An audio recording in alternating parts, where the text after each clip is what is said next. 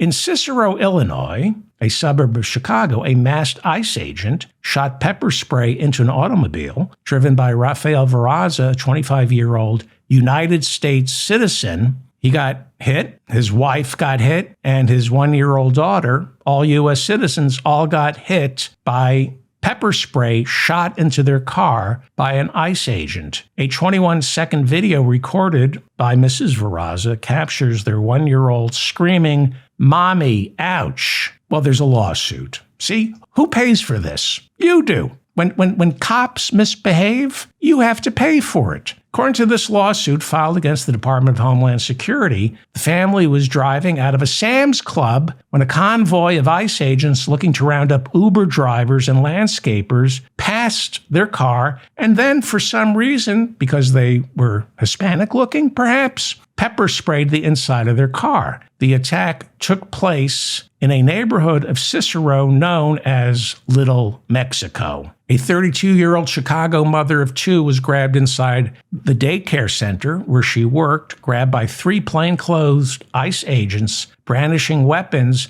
and then placed her in ICE detention for a week, and she has now been released. Diana Santiana Galeano was on her way to work when ICE agents began chasing her. Galeano ran into her place of employment, the Rayito del Sol Spanish Immersion Daycare and Preschool. The ICE agents were caught on video chasing after her. They went from room to room of the daycare center looking for this woman. They didn't have a judicial warrant. They weren't allowed inside the daycare center. They ended up arresting the woman, despite Galeano was her last name. She was in the country legally with a proper work permit, and she had an asylum hearing pending. They arrested her without a judicial warrant. ICE agents are not allowed to enter a building without a judicial warrant. This action was also in direct violation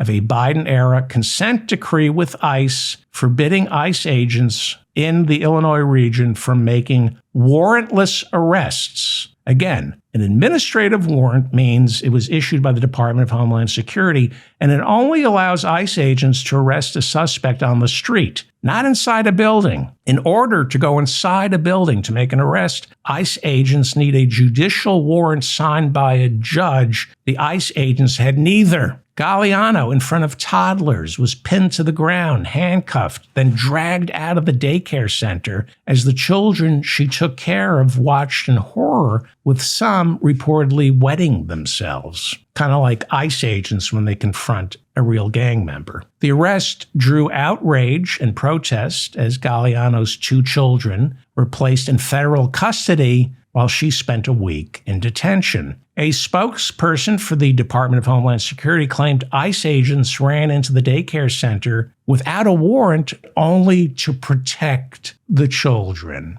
Sure.